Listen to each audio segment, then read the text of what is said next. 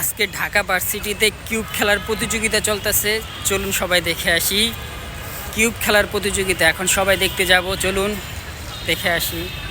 Time starts now.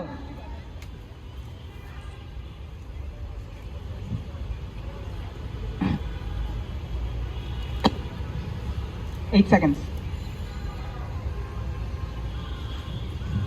12 seconds. Start.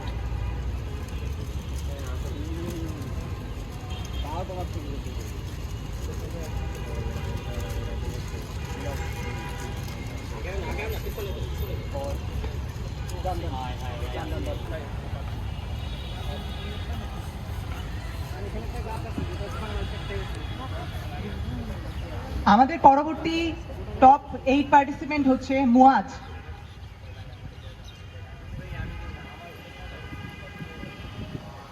এবারে আমি ডেকে নিতে চাচ্ছি মুনতাজিম বিল্লাহকে। আমাদের পরবর্তী প্রতিযোগী আফিফ জাহিন বিশ্বাস।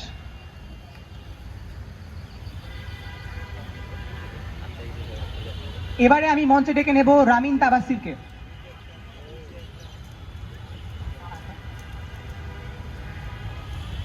পরবর্তী প্রতিযোগী ফরহান। এবারে আমি মঞ্চে ডেকে নিতে যাচ্ছি আলিফকে। আমাদের সর্বশেষ 3x3 ফাইনাল প্রতিযোগী আরাফ।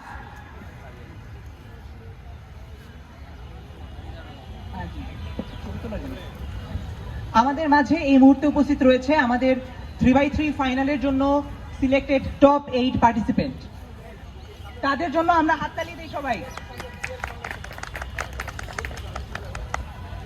আসুন আসুন।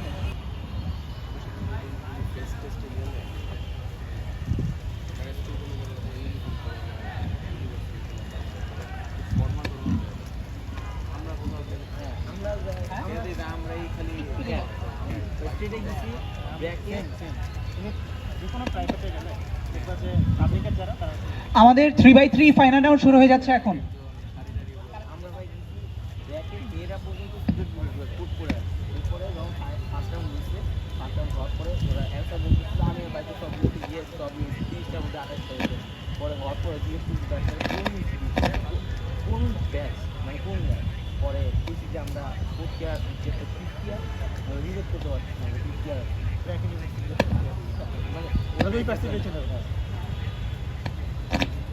আমরা গেছিলাম মোটামুটি 10টা প্রাইস ছিল, 10টার মধ্যে 8টাই ছিল ওই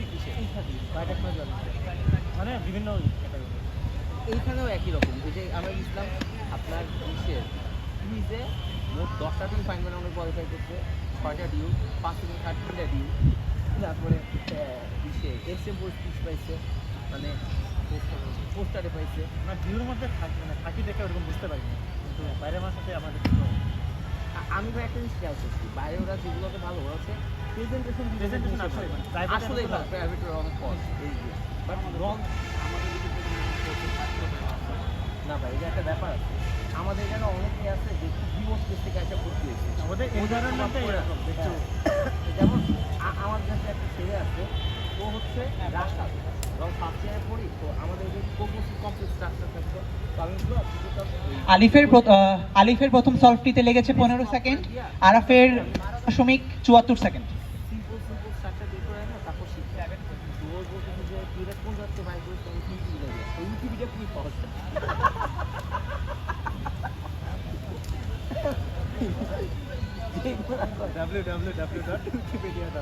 এরপরে এই ছেলে যখন থার্ড ইয়ারে পড়ে, এখন ক্লাসে কথা বলছে আর মাঝি স্যার সামনে এনে দিয়ে দেখি না তুমি এই জিনিসটা সার্চ করো, কয়টা আমি কিবোর্ড দিয়ে সার্চ করতে পারি। আচ্ছা, আমাদের এটা বলছে আমাদের যে বায়োমেট্রিক্স করাইছে কম্পিটিশনাল দাঁড়, সে আসতে এসে বলতো যে প্রথমে www.google.com যাবা, তারপরে এই ওয়েবসাইটে যাবে। তারপর আপনার আরেকটা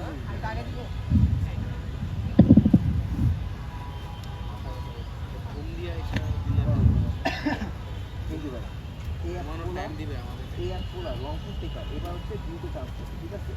এই বলো যেখানে হচ্ছে কি জানি একটা ফর্ম ফিল আপ করতেছিল ভর্তি হওয়ার সময় আমার বলতেছে কি দেন তাকে এটা আমার পাঠায় আমার বলতেছে কি ভাই আমার ইমেল আইডি তো সাবমিট দিতেছে না কেন সারা লেখা হচ্ছে ইন্ডিয়ারি ইমেল ও কী করছে এত তো এক দিনের মধ্যে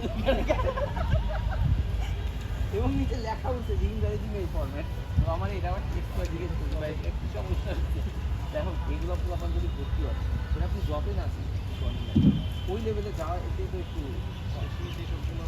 হতে পারে কিছু মানুষ তো আছে একদম আমাদের দ্বিতীয় সলভ শেষ হয়ে গিয়েছে। আলিফের টাইম ছিল 13.17 সেকেন্ডস অ্যান্ড আরাফের টাইম লেগেছে 11.52 সেকেন্ডস। খুবই গরিব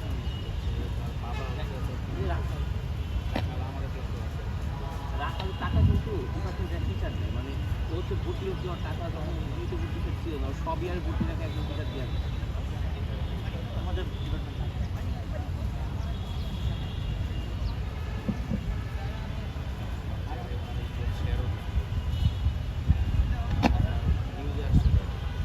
এইভাবে আপনি পছন্দ করেন ওই সময় তো নতুন উঠলেন শিমুল উনি তো টাকা দিচ্ছে লক্ষ টাকা দিচ্ছে বা ওই লোক কেন ওরা টাকা দেয় সবচেয়ে বড় কথা শিমুলের সাথে সাম্প্রদায়িক শিমুলও আসে না ওরাও আসাটা এই লেগে শিমুল একটা বিশাল টাকা আসাই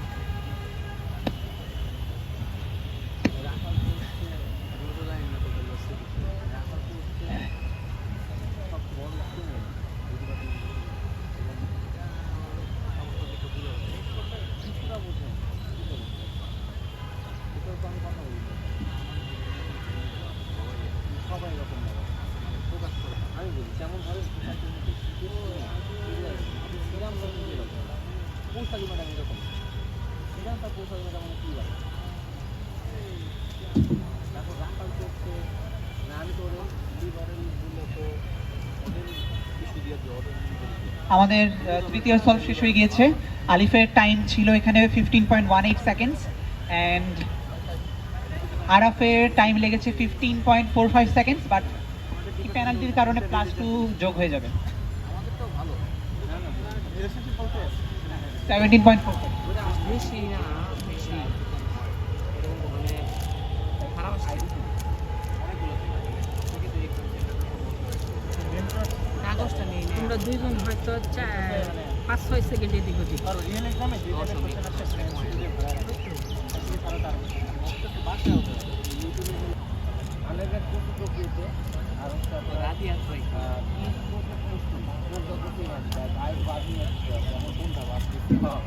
আমাদের পরবর্তী সলভের টাইমিং মুনতাজিমের 7.57 সেকেন্ডস এবং 52 সেকেন্ডস এবং আফিফের 8.49 সেকেন্ডস।